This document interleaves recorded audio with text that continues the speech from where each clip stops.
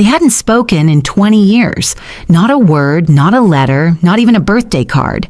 But this Christmas, Dorothy received an unexpected call from the son who vanished 2 decades ago. He wanted her at the family dinner, said it was time to reconnect, said the kids missed her. But Dorothy wasn't fooled, because she knew what changed.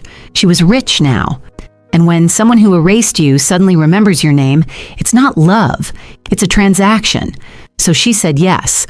Yes to the invitation. Yes to the smiles. Yes to the fake warmth.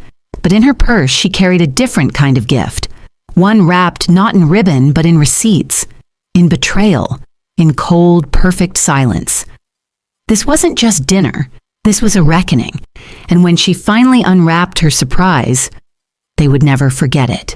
It had been exactly 7,332 days since I last heard my son's voice. I didn't count them on purpose. At some point, the absence just started keeping time for me. It ticked with every unopened letter I mailed, every birthday I spent alone, every holiday I tried not to notice. So when the phone rang that Tuesday afternoon, quiet, polite, as if it had every right to, my hands froze over the knitting needles I hadn't touched in months. The caller ID blinked once, twice. Andrew Carter. My heart didn't race. My stomach didn't drop. I just sat there, suspended in the weight of something I thought I'd buried years ago. I let it ring 3 more times before I answered. Hello? His voice came through the line like a photo left too long in the sun, faded but unmistakable. Mom, it's me, Andrew. For a moment, all I could hear was the ticking of the kitchen clock. Then quietly, I said, "That's unexpected." He gave a soft laugh, the kind you use when trying to ease back into a space you walked out of without locking the door behind you. Yeah, I know. It's been a while. 20 years is not a while. 20 years is a lifetime rebuilt from scratch. But I let him talk. We were thinking, it might be nice to have you over for Christmas. Claire's cooking, the kids will be there. It'd mean a lot. I kept my voice steady. What brought this on? He hesitated, just a beat too long. We've been thinking a lot about family, reconnecting.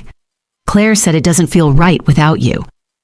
It was a good performance, but not good enough to fool a woman who spent decades nursing the wounded for a living. Patience and her own heart alike. I knew what changed. I'd recently closed a land deal. It was public record. Small town news spreads faster than frost on window panes. One plot of inherited farmland had turned into a fortune I never asked for. And now, here he was, offering forgiveness, served warm with cranberry sauce. I see, I said simply. We'd really love for you to come, Mom. I know it's been a long time, but maybe it doesn't have to stay that way. I looked out the window. Snow was starting to fall again, light flakes dusting the porch railing like powdered sugar. I watched one melt slowly against the glass. All right, I said, I'll come. The silence on the other end cracked. Relief too fast.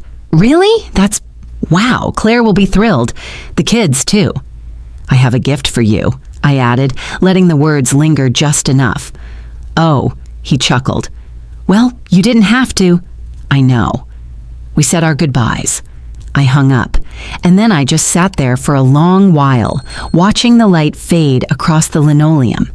I stood up slowly, the way you do when your body has held something still too long. I walked to the old wooden cabinet beside the hallway. It creaked when I opened the drawer. Inside, tucked beneath envelopes, was a manila folder, thick, worn, and full of dust. I pulled it out. 5 years. That's how long I'd been adding to it. Not obsessively, not even daily, but piece by piece, printouts, notes, receipts, memories cataloged like evidence in a courtroom that would never be called to session. Inside were photographs from a birthday party I'd been uninvited to, emails I was accidentally CC'd on, and copies of property records I'd been too polite to question.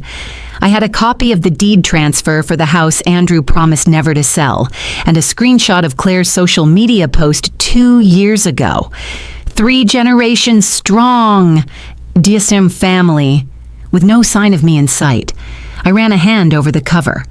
There was no hate in it, no bitterness, just facts, memory, preserved like frost in a jar. I wasn't planning revenge, but I also wasn't coming to dinner empty-handed. From the shelf above, I took down a small velvet box, my husband's old cufflinks, and set them beside the folder. He would have wanted me to wear them, to remind myself of the dignity I never lost, even if others stopped seeing it. As I closed the drawer, I glanced at the old mirror on the hallway wall. My reflection looked back at me. Older, yes, softer around the eyes, but unbroken. Let them prepare their holiday cheer. Let them set the table with fine china and half-truths. I would bring a different kind of tradition this year, one built on silence, and the strength it takes to carry it for 2 decades without crumbling. There was a time when I believed sacrifice would build bridges, that if I gave enough, forgave enough, they'd come back across. I believed this most on the day I handed Andrew the keys to my childhood home. He was only 30 then, full of dreams and excuses, and buried in debt from a business that never took off. "Just until I'm back on my feet," he said. Claire stood beside him, holding Emily, only 2 years old, like a prize in a parade. They needed help, he said. They needed family. The house had been in my family for 3 generations. My grandmother's hands had sewn curtains in that living room. My mother had planted the roses still struggling along the side fence. And my husband, God rest him, built the back deck one summer with nothing but borrowed tools and 2 bad knees. But I sold it, not even for profit. Just enough to clear Andrew's debts and hand him a down payment for a newer house in a better neighborhood. He promised to visit every Sunday, promised I'd always have a room. That promise lasted exactly 3 Sundays. On the 4th, Claire answered the door and said, "It's not a good time." By the 6th, Andrew stopped picking up altogether. I told myself it was just a phase, that young families needed space. But space turned into silence, and silence hardened into exile. A year later, I showed up unannounced with a small birthday gift for Emily, a handmade quilt, pink with little stitched ballerinas. Claire met me on the porch, arms folded. "She's not home," she said. Her eyes didn't blink. "And please call next time." That might have been the end of it, if not for the lie. Weeks later, the grocery store cashier, Rhonda, who'd known me for 20 years, looked away while ringing up my bread. When I finally asked why, she hesitated, then mumbled, "I heard there were concerns about how you behaved around your granddaughter." The words hit like ice water down my spine. Apparently, Claire had started telling neighbors that I was emotionally unstable, that I couldn't be trusted alone with the kids, that Emily had cried after seeing me, never mind that it was because Claire refused to let her open the gift I brought. No one asked for my side. No one came to check. And in the quiet shame that followed, I did something I swore I never would. I withdrew. I stopped calling, stopped writing. I let the bridge rot. I kept the quilt, folded it gently into a cedar chest. Some nights, I'd sit on the floor beside it, running my fingers along the seams, wondering if Emily ever even knew it was hers. Back then, I thought the pain would dull with time, that I'd eventually forget how betrayal smells, like the perfume Claire wore, lavender and mint, mixed with contempt. But grief doesn't forget. It just learns how to hide better. Years passed. I traveled, took up gardening. I even joined a book club for widows, though I never spoke much. But at night, always, the silence settled in like a second skin. Until 5 years ago when I saw Claire's name on a county property report. That's when the questions came back, and so did the clarity. I started keeping records, not because I planned to use them, but because I needed proof that I wasn't crazy, that the rewriting of history wasn't complete. And now here I was, standing at the edge of that same history, being invited back into a home that had once barred its doors. But this time, it wouldn't be like before. This time, I wasn't walking in as a mother begging for love. I was walking in as a woman who had spent 20 years learning that some doors, once closed, should stay that way. Still, I accepted the invitation, not out of hope, not even out of anger, but because closure sometimes requires confrontation. I glanced once more at the manila folder, then tucked it carefully into the bottom of my overnight bag.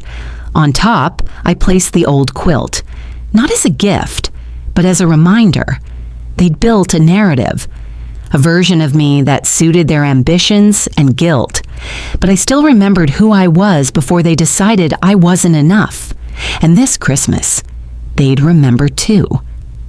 The driveway was longer than I expected, curved just enough to keep the house hidden until the last second. It was the kind of home designed to impress without screaming money. A tasteful beige facade, perfectly manicured lawn, and symmetrical wreaths on every window. The kind of house built to make people say they've done well for themselves. I parked at the curb, took a breath, and looked at the box resting on the passenger seat. A quilt folded in half. Beneath it, the folder. I didn't touch them yet, just sat there for a few moments, watching my own breath fog the windshield. Then I stepped out. Snow crunched under my boots, crisp and shallow. The first snow never settled long in this part of town. I rang the bell and waited. Andrew opened the door within seconds, too quickly for someone not expecting me. He smiled wide, the kind of smile that looked practiced. "Mom, you made it!" Before I could answer, Claire appeared behind him. Her hair was pinned just so, her sweater festive but elegant. "Dorothy," she said warmly, almost too warmly, "so good to see you. Come in, come in. You must be freezing." She ushered me inside with the efficiency of a cruise ship host, one hand already reaching for the box I held. "Let me take that for you." "No, thank you," I said, keeping my grip gentle but firm. Her eyes flickered for the briefest second, calculating. Then she smiled again, even wider. "Of course. Let me take your coat then. Would you like something to drink? Tea? Wine? We have that Cabernet you used to like." "I'll have water," I replied. The foyer opened into a grand living room decked in gold and red. The smell of cinnamon and roasted meat filled the air, and faint jazz played from somewhere unseen. Every ornament on the tree sparkled in perfect symmetry. Even the gifts beneath it looked staged, like props in a catalog. I followed Claire into the dining area where laughter rang out a little too loud. A group of guests, I counted 12, mingled by the fireplace, glasses in hand, smiles a touch too stretched. Some looked vaguely familiar, others complete strangers, but none turned to greet me. Then I saw them, sitting on the couch, bathed in the blue glow of their phones. Emily and Tyler, my grandchildren. I hadn't seen Emily since she was 3. Tyler, never. They didn't look up when I entered. Claire nudged Emily with a gentle elbow and whispered something. The girl glanced up, offered a polite smile that didn't reach her eyes, then looked back down. Tyler didn't even glance away from his screen. Claire leaned in beside me, her voice soft. "Teenagers, you know, always distracted, don't take it personally." But I did. Of course I did. I took my seat at the long dining table, 12 places set with crystal glasses and napkins folded into exact triangles. Andrew stood at the head, raising a toast about family and second chances. Claire clinked glasses with everyone before placing a wine glass in front of me anyway, despite my earlier request. The conversation flowed like champagne, light, sparkly, and completely void of substance. Claire told a story about her company's holiday party and how her boss got drunk on peppermint schnapps. Laughter followed. Someone mentioned vacation plans to Cabo. More laughter. Andrew slipped in a few subtle comments about smart investments and how timing is everything. The whole night played like a script, each line rehearsed, each gesture choreographed. And through it all, I could feel their eyes drift occasionally to the box beside me. They didn't ask about my health, or my life, or where I'd been. Not once. They asked if the roads were icy, if I liked the new drapes, if I'd seen that show on Netflix with the Christmas bank heist. What they were really asking was, when would I hand over the gift? So I smiled, nodded, played along. I gave polite chuckles, sipped the water I had to ask for twice, and let the evening roll on like a parade float, hollow inside, pretty outside. I'd seen this kind of performance before, in hospitals, during end-of-life visits, people pretending closeness they never earned, clinging to appearances like life vests. The only thing colder than the wind outside was the space between us at that table.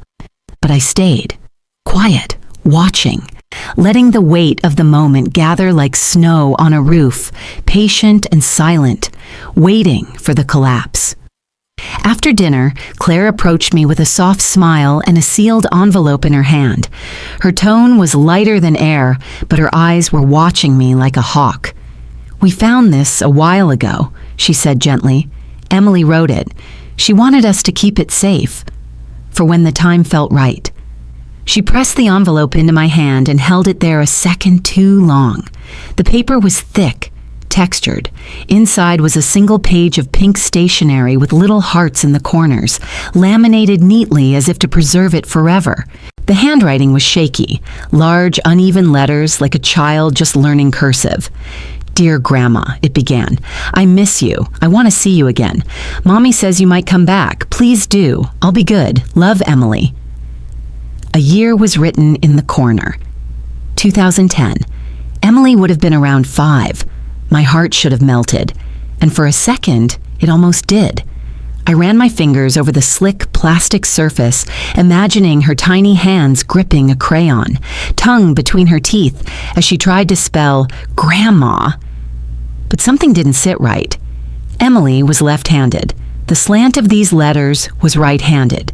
She never called me Grandma, always Grandma Dot, even as a toddler. And Claire laminated everything. I remembered the daycare menus she used to post on the fridge in clear sleeves. Even her grocery lists lived inside plastic. I glanced up at Claire, who was watching me just a touch too intently. I smiled. "Thank you. This means a lot." She softened instantly, clearly relieved. "We hoped you'd feel that way." But in my chest, something tightened. This wasn't a gift. This was a performance prop. I folded the letter carefully and slipped it into my purse, next to the quilt.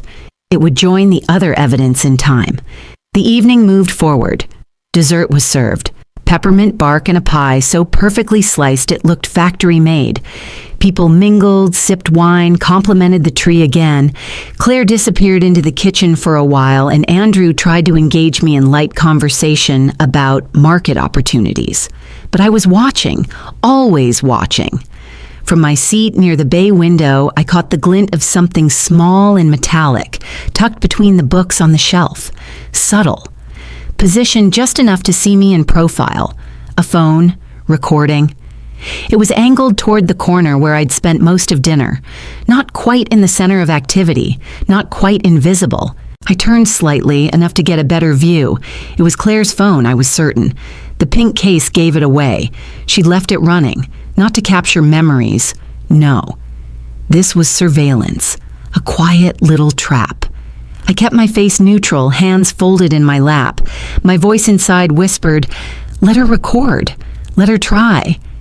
They didn't know, of course, that I'd spent 4 decades as a psychiatric nurse, that I'd comforted paranoid patients in the middle of the night, that I'd diffused men twice my size mid-delusion with nothing but tone and eye contact, that I knew the signs, the twitch of a lip, the dart of a glance, the stillness that screams louder than motion. Claire thought she was being clever, but clever people always underestimate those who no longer need to prove they're right. I imagined her later, scrubbing through the footage, hoping for a twitch, a vacant stare, a muttered phrase she could point to and say, "See? She's not well." It wouldn't be the first time someone tried to erase a woman by calling her crazy, and it wouldn't be the last. I reached into my purse and wrapped my fingers around the laminated letter. 2 props, 1 narrative. She was building something. Perhaps for legal use, perhaps for social pity, maybe both. But I wasn't afraid, because what Claire didn't realize, what none of them realized, was that this visit wasn't about me seeking to return. It was about me witnessing the performance, fully and finally, from the front row. Let them tape me. Let them lie. Let them craft a fantasy of the doting mother returned to the fold with trembling hands and clouded thoughts. I would sit through every scene. I would smile at every false toast. And when the curtain finally dropped, when the real act began, they'd find that I hadn't come to play a part. I'd come to end the show. The moment the guests began clearing their dessert plates, Andrew leaned in with that too familiar grin. "Mom," he said softly, "can I steal you for a moment? There's something I've been wanting to show you." He glanced at Claire, who gave a subtle nod, then slipped away from the table. I followed Andrew down a short hallway into a small room at the back of the house. The den. It was cozy, on the surface. A gas fireplace flickered low in the corner, bookshelves lined with titles I doubted he'd ever opened. A chess set sat mid-game on the side table, as if someone had been pondering a brilliant move and simply forgot to come back. The walls were lined with framed certificates, photos of the kids' family trips, and one large dramatic canvas print of a mountain at sunrise. Not a single photograph included me. Claire appeared moments later, carrying 2 glasses of wine. "I know you said water," she said sweetly, "but this one's a new vintage. Thought you might enjoy it." I took it without comment, letting her interpret the silence however she pleased. Andrew settled onto the leather armchair across from me. Claire perched on the arm of his chair, one hand resting gently on his shoulder. "So," he began, leaning forward with his elbows on his knees, "we've been working on something exciting, big picture stuff, the kind of opportunity that doesn't come around twice." He launched into a well-rehearsed pitch, something about artificial intelligence, startup rounds, cutting-edge algorithms, and strategic scalability. The phrases tumbled out like buzzwords from a seminar brochure. Claire jumped in at all the right moments. "It's really about getting in early," she said, voice smooth, "before the market catches on." They weren't looking at me. They were looking through me, like I was a checkbook in a cardigan. Andrew chuckled. "I know it's a lot to take in, but I thought, well, since you've been doing well lately, real estate, right? That farmland deal?" His voice dipped, almost sheepish. "It might be a good place to put some of that capital to work." Claire turned to me, her smile soft and sincere. "And more than that, we thought maybe this could be a way to reconnect. A bridge. You know, for the kids." Then her voice dropped a touch, silk turning to insinuation. "And for you to make amends." I blinked once, slowly. "Amends?" She nodded gently. "For everything that happened, for the time lost, for the confusion, the hurt. I know it wasn't easy for them growing up without you." The words landed in my chest like a stone, growing up without me, as if I hadn't begged, written, called, as if I'd vanished by choice, as if I hadn't stood in the snow with a gift in my hand and hope in my throat while their door stayed closed. Claire tilted her head, the portrait of compassion. "This isn't about blame. It's about healing, about doing something tangible." I looked at her, then at Andrew, my son, the boy I once carried through chicken pox and heartbreak, who cried when his bike chain snapped, who used to make me macaroni necklaces and say, "I'm going to buy you a castle one day." Now he sat across from me, offering a business deal in place of an apology, holding out a rope and calling it forgiveness, but tying it to conditions he never had to meet himself. I set the wine down on the side table untouched. "I brought a gift," I said, voice even. "But before I give it to you, I'd like to tell you a story." Andrew blinked, caught off guard. Claire's smile twitched, but didn't falter. "Sure, Mom," he said, "of course." I folded my hands in my lap, steady as a surgeon. "This story starts in a kitchen, not this one. A smaller one with peeling linoleum and a window that always whistled when the wind blew just right." Their expressions shifted, just slightly, confused. It's the story of a woman who raised a son alone, who worked nights and weekends and sold her wedding ring so he could have braces, who cooked canned soup 3 times a week to afford his soccer uniform. Claire's gaze hardened. Andrew shifted in his chair. It's about that woman standing in the cold outside a house she helped buy, holding a birthday gift for a child who never opened it. The fire crackled beside us. But most of all, I continued, it's about what happens when that woman learns how to stop asking for a seat at the table. Claire started to speak, but I held up a hand. I'm not done. They didn't know what was in the folder. Not yet, but they would. I reached for my purse and slowly unzipped the side compartment.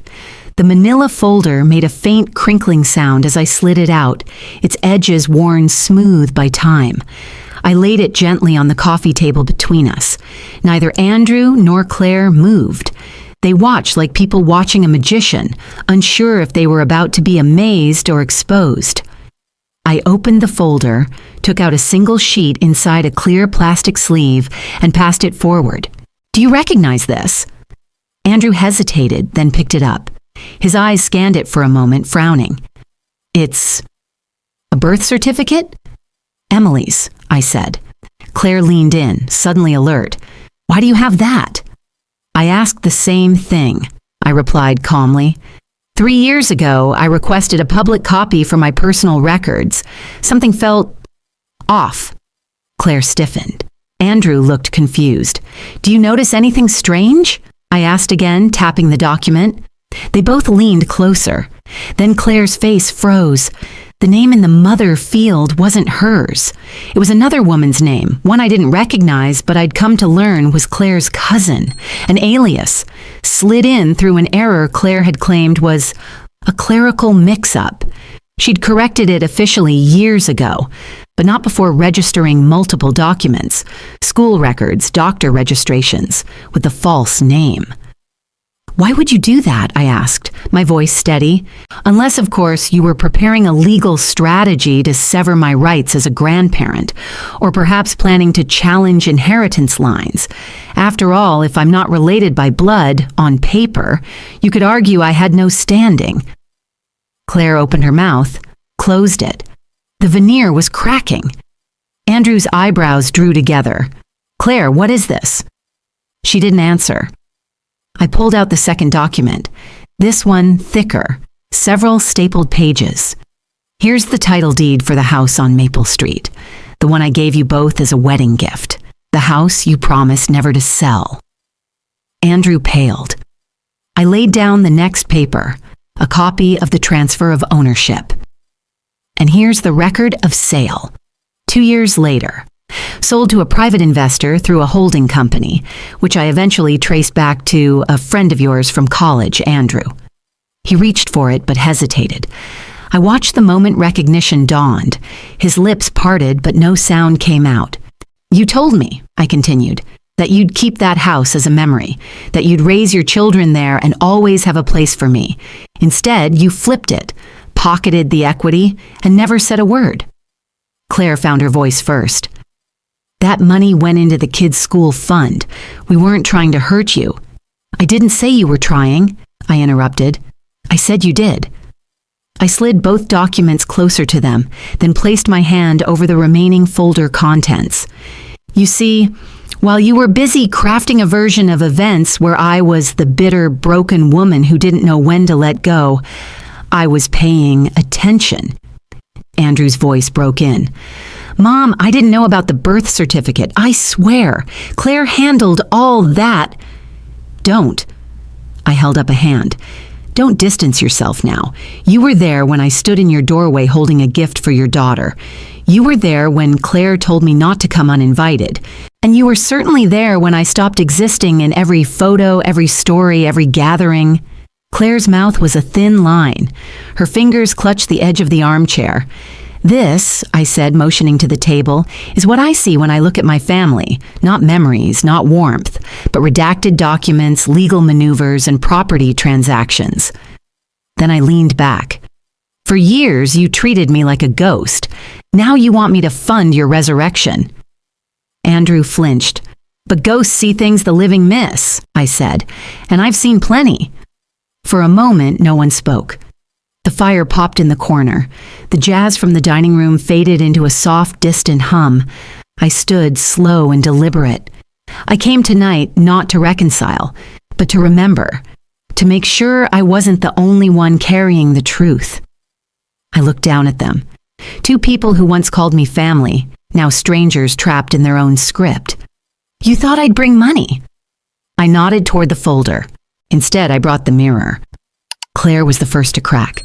She blinked rapidly, then brought her hands to her mouth and let out a soft, practiced sob. You misunderstood, Mom. That's not what we meant. I swear we never wanted to hurt you like this.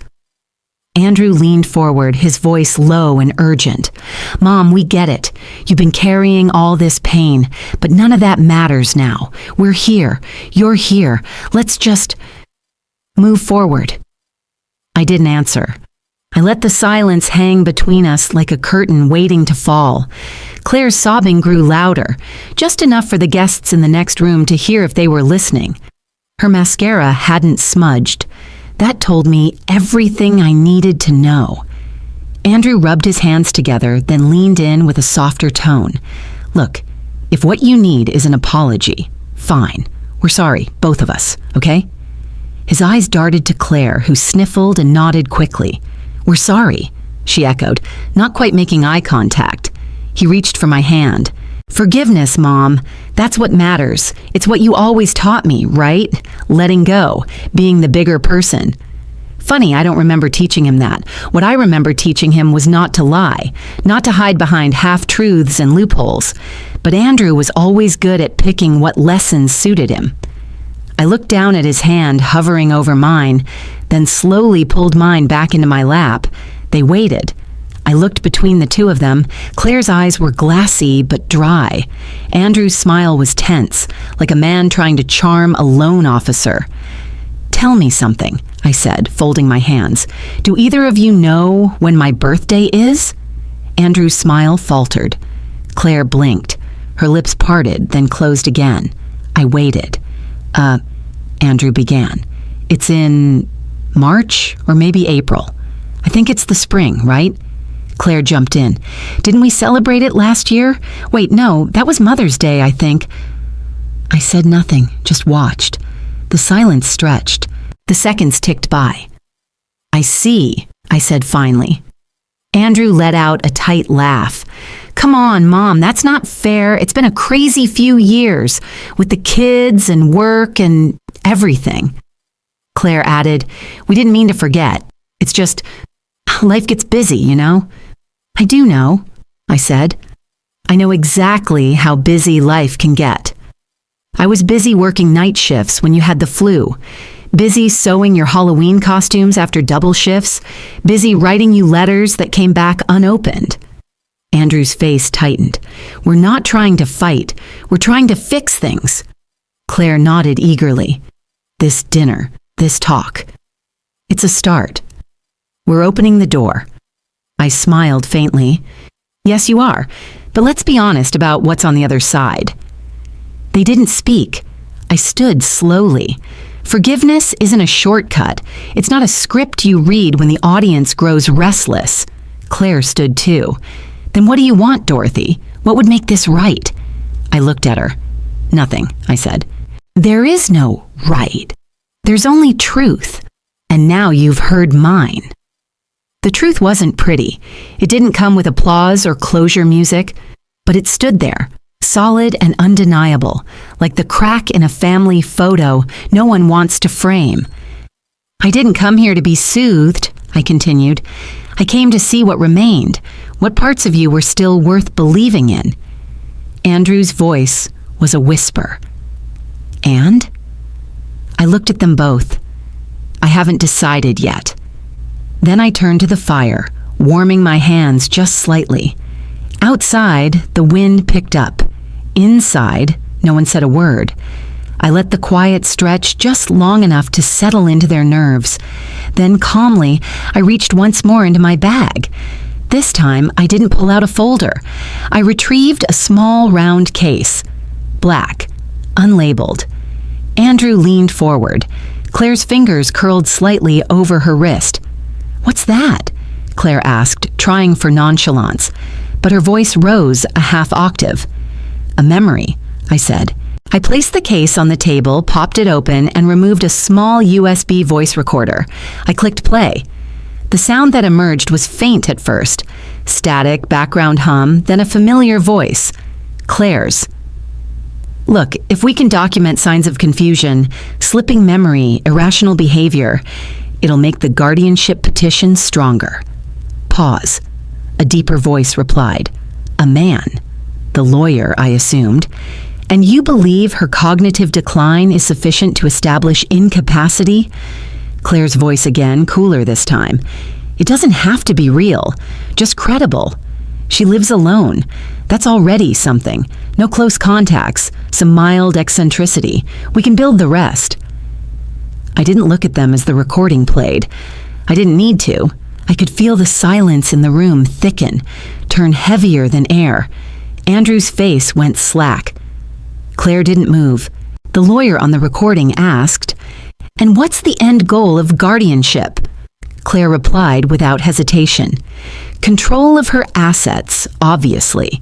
She's not exactly poor these days." I paused the recording. The fire crackled once behind us, filling the void left by Claire's betrayal echoing in her own voice.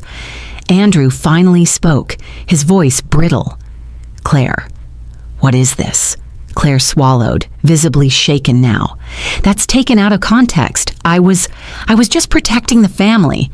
We didn't know what she was planning. She's been distant. She's never explained anything." I raised an eyebrow. "You wanted to seize legal control of my life because I didn't explain myself to you?" Andrew turned to me, flustered. "Mom, I didn't know about this. I swear, you didn't ask," I said. "You never asked me anything.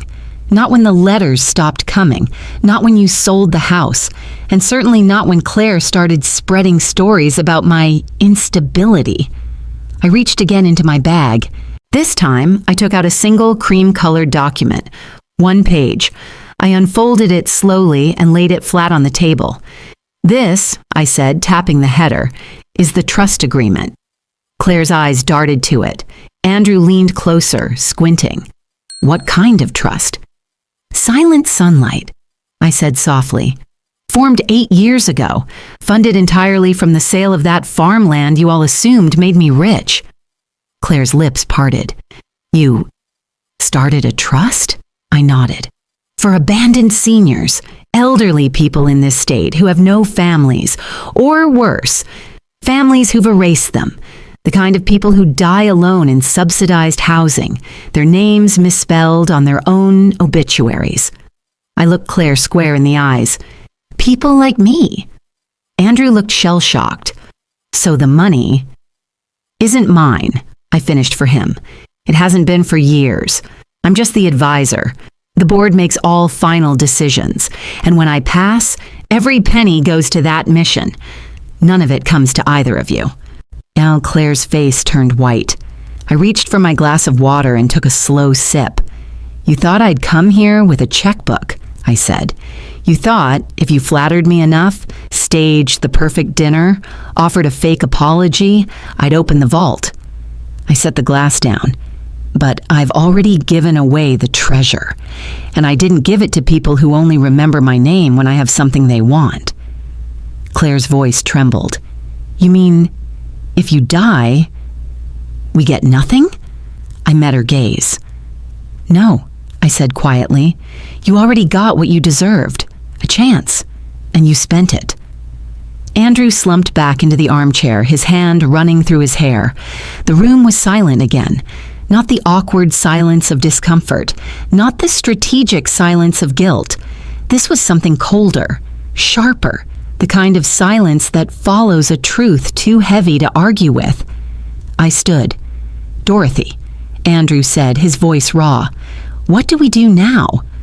I looked down at him, not with anger, not even sadness anymore, just clarity.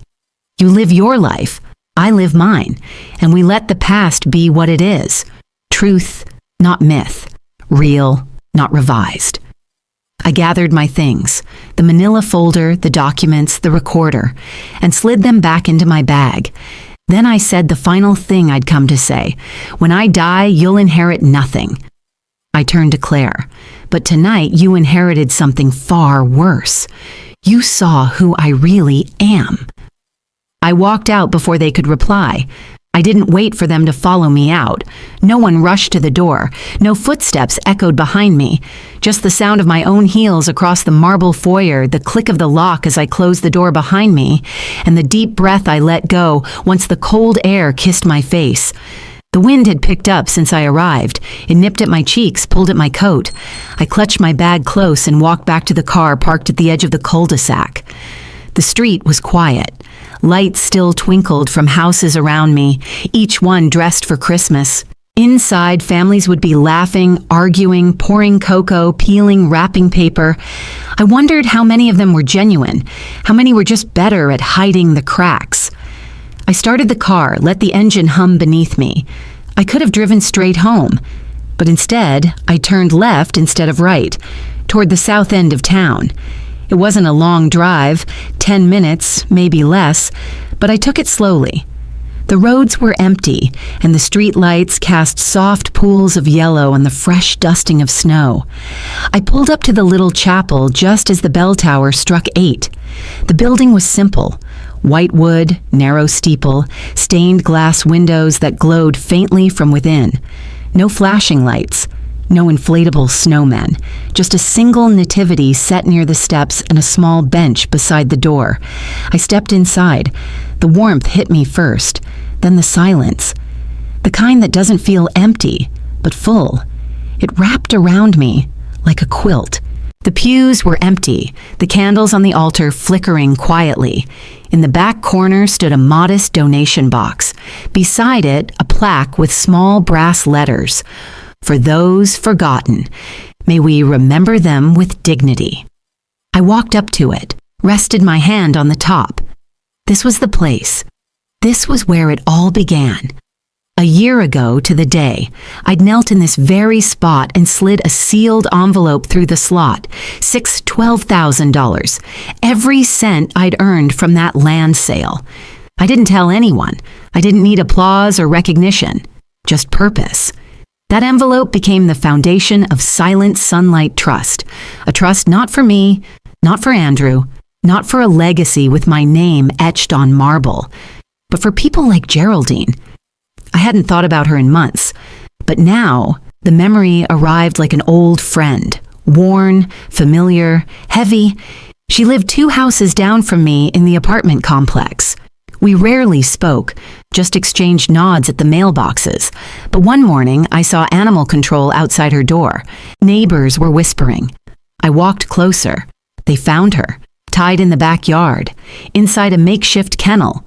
Her son, grown, capable, had locked her there when she started forgetting names, said she wandered, said she was too much. She sat in that cage for 2 days before someone noticed. When they opened the gate, she didn't scream. She didn't cry. She just looked up and said, "It's cold today, isn't it?" That night, I brought her a blanket to the hospital. We sat together in silence. She never asked for anything, just patted my hand once and said, "You're kind. You see me?" That sentence never left me. You see me. That's all anyone wants, really. To be seen, to be known, to be more than a burden, more than a fading name on a label inside a nursing file. That's when I decided. I wasn't going to die waiting for Andrew to remember me. I was going to live remembering others.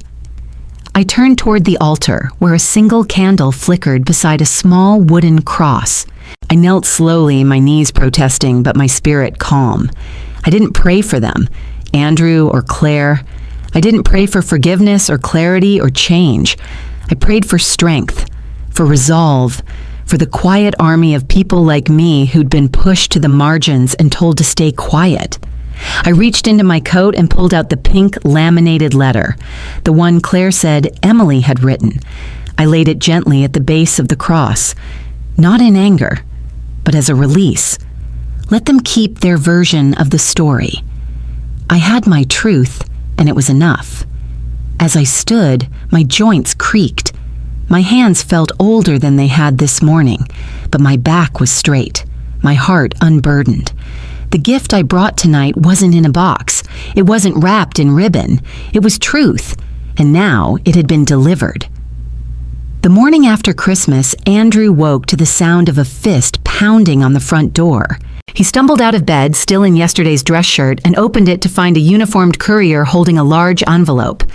"Mr. Carter?" the man asked. Andrew nodded. "Legal notice. Signature required."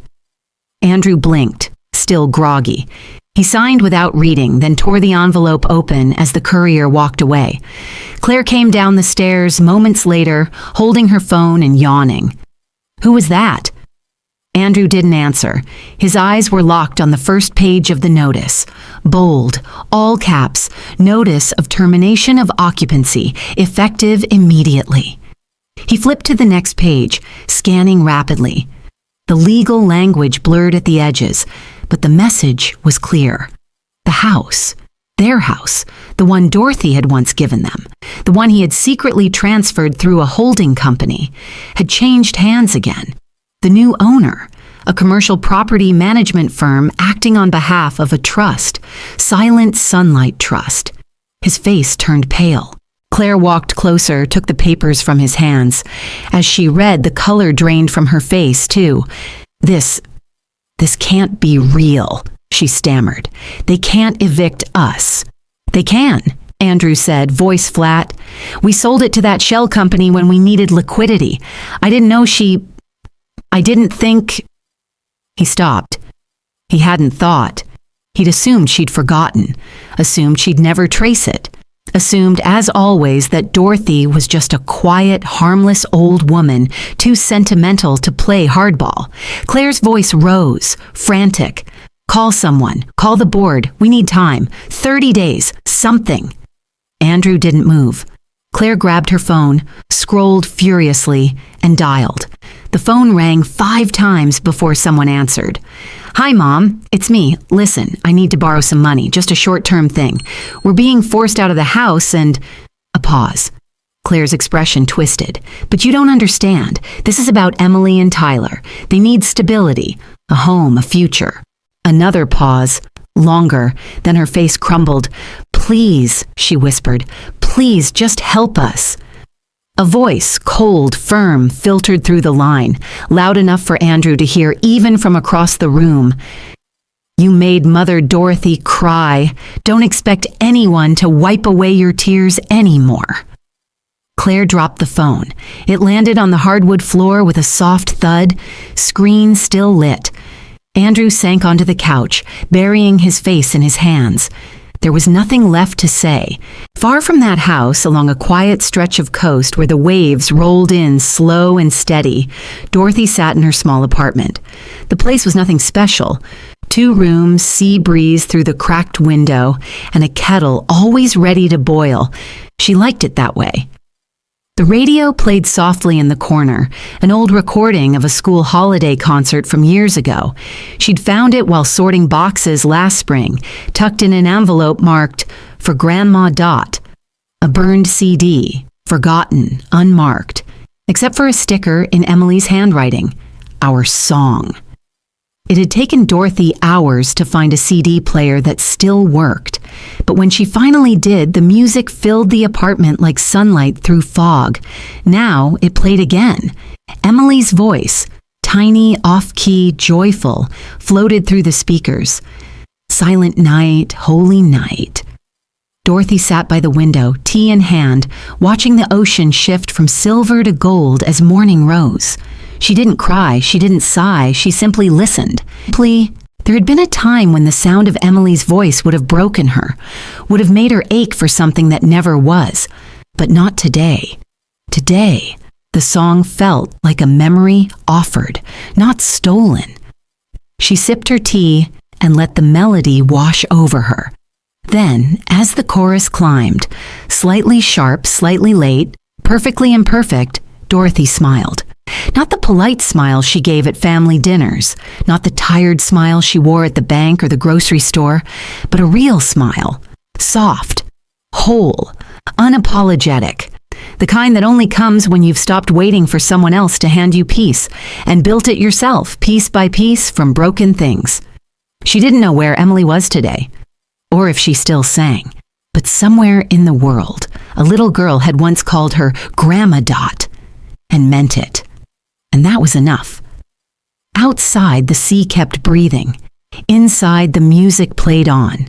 And for the first time in years, Dorothy didn't feel forgotten. She felt found. It was almost exactly 1 year to the day. The breeze off the ocean carried the same salt-heavy scent, the same rhythm of waves folding into shore. In the distance, the lighthouse blinked, steady as a metronome. Nothing had changed, and yet everything had. Dorothy was in her garden when she heard the knock. It wasn't hurried or timid, just 2 calm, confident taps. She stood from her pots of marigolds, wiped the soil from her gloves, and made her way toward the door, not expecting anyone. When she opened it, she froze. Emily stood on the porch, taller now, 17, maybe 18, the awkwardness of childhood shedding into early grace. Her hair was longer, pulled into a low ponytail. A small tote bag hung from her shoulder, and in her hands she clutched a square wrapped in brown paper. "Hi," Emily said, voice uncertain but warm. Dorothy blinked. "Emily, I hope it's okay I came." Dorothy opened the door wider, stepping aside. "Come in." Emily walked slowly inside, taking in the room, the lighthouse painting, the row of succulents on the sill, the stack of worn books on the corner table. "It's just how I imagined it," she said. Dorothy smiled faintly. "And how did you imagine it?" Emily set the package down on the table. "Quiet. Peaceful. Like the ocean sounds like it's part of the house." Dorothy didn't say anything. She watched as the girl unwrapped the package slowly, carefully. Inside was a painting. Childish. Yes. Acrylics thick and bright, but heartfelt. The sea, a crooked lighthouse, and a small figure in red standing at the railing. The words "Grandma in the Lighthouse" painted across the bottom in slightly smudged cursive. Dorothy's breath caught. "I painted this," Emily said. "Last year, after everything. I didn't know where to send it. Mom said you were gone." "I was," Dorothy said, "but not lost." Emily nodded, eyes lowered. "I found your name in the list of Silent Sunlight trustees. Googled you, found the chapel article. Then the flower shop said you still bought lavender on the 3rd Thursday of every month." Dorothy raised an eyebrow, impressed. "I took the bus," Emily added, grinning shyly. "You always said, if something matters, you'll find your way there." "So?" She looked up. "I guess you mattered." Dorothy didn't cry. She thought she might. But the tears stayed tucked safely in her chest, where gratitude sometimes overflows. She stepped forward, gently took Emily into her arms. The hug was hesitant at first, then firm, real. Dorothy whispered, "Every person gets to choose their real family. Blood is just geography." Emily didn't answer. She didn't need to. They didn't talk about Andrew or Claire or the Christmas that had cracked the story open. None of that mattered now. Instead, they stepped outside. Dorothy handed Emily a small watering can. Together they moved through the rows of flower pots, succulents, daisies, rosemary, and one stubborn tomato plant that refused to give up. Emily watered while Dorothy pruned. They didn't say much, but the silence between them wasn't heavy anymore. It was something soft, trust forming, unspoken. After the last pot was tended to, they sat on the wooden bench by the fence. The ocean stretched wide and calm before them.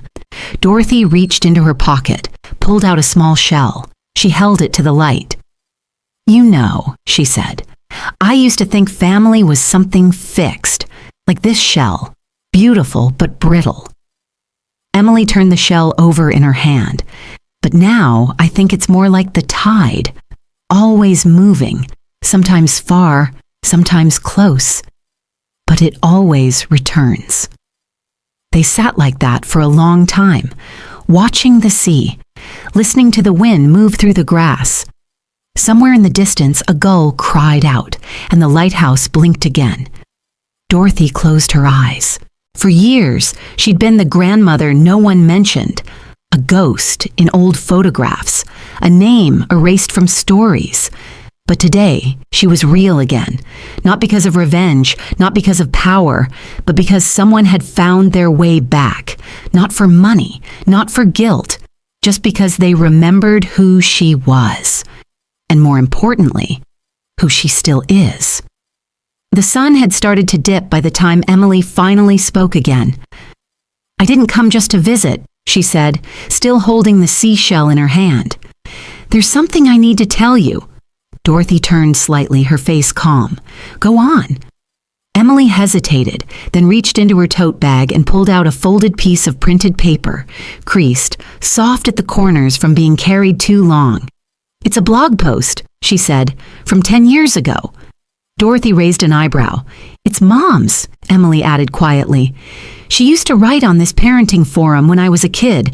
Anonymous usernames, but I knew her style, her stories." Dorothy didn't say anything. Emily continued. "She wrote about you, called you unstable, manipulative, said you weaponized guilt to get sympathy. She told readers you showed up at our door uninvited, threatened to sue us for custody of me. None of it was true, was it?" Dorothy shook her head once, slow and steady. "I didn't think so," Emily said. There was no anger in her voice, just quiet recognition, like she'd already grieved the truth, and now she'd buried the lies too. "I only found it because I started looking for you. Her old posts were cached, not even active anymore.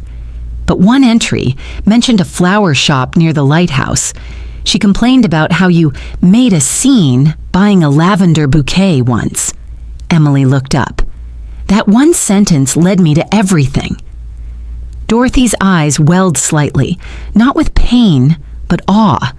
The very platform Claire used to erase her had become the thread Emily followed back. "You found me because she tried to hide me," Dorothy said softly. Emily nodded. "Ironic, huh?" They both smiled, a little crooked, a little sad, but real. Later that night, after tea and a quiet dinner, Dorothy asked Emily to help her with a box tucked in the closet. Inside was a leather-bound notebook, one old wooden box, and a sealed envelope. "I'm going to need you to mail this," she said, handing over the envelope. Emily read the address, an international nonprofit specializing in elderly care and housing across Asia and South America. "The Silent Sunlight Trust," Dorothy explained, "has reached the end of its cycle. All remaining assets, close to $6 million, are to be transferred to them. It's already in motion. I'm just finalizing the documentation." Emily blinked, stunned. "But I thought maybe—" Dorothy smiled gently. "You thought I'd leave it to you?" Emily hesitated. "I wasn't expecting anything, but still—" Dorothy reached into the wooden box and pulled out a single folded sheet of cream paper worn at the edges. She placed it in Emily's hands. "I did leave you something," she said. Emily opened it. It wasn't a deed or certificate. It was a poem, handwritten in ink slightly faded with time. "Growing old is not a crime, but being forgotten should never be the ending rhyme." Below it, in softer script, "The world doesn't owe you love, but you owe yourself the courage to give it anyway." Dorothy rested her hand over Emily's. "You don't need millions to carry forward what matters. You just need your voice, your name, and your memory." Emily nodded, tears brimming. They didn't say goodbye that night, just sat on the porch again, listening to the ocean. 10 years later, the hall was filled with quiet murmurs, the kind that come before something sacred begins. Rows and rows of elders sat in folding chairs, some in wheelchairs, some with walkers beside them, some clutching handmade quilts over their laps. The International Conference for Elder Dignity had brought together over 400 senior residents from 5 countries. And at the podium, a woman in her late 20s stood tall, holding a single piece of paper, Emily, her hair tied back, her voice strong. She cleared her throat and began. I want to share something with you all. It's the only inheritance my grandmother left me, and it's the only one I'll ever need." She looked down and read, "Growing old is not a crime, but being forgotten should never be the ending rhyme. The world doesn't owe you love, but you owe yourself the courage to give it anyway." The room was silent. Then, one by one, people began to clap. Not loud, not forced, but true. In the crowd, a man in his 80s whispered to the woman beside him, "That's the kind of poem that keeps your heart company at night." On the back wall of the room hung a photo. A small woman in red, standing on the railing of a lighthouse, looking out to sea. Underneath it, a caption in brass, "Dorothy Bennett, the grandmother with no name."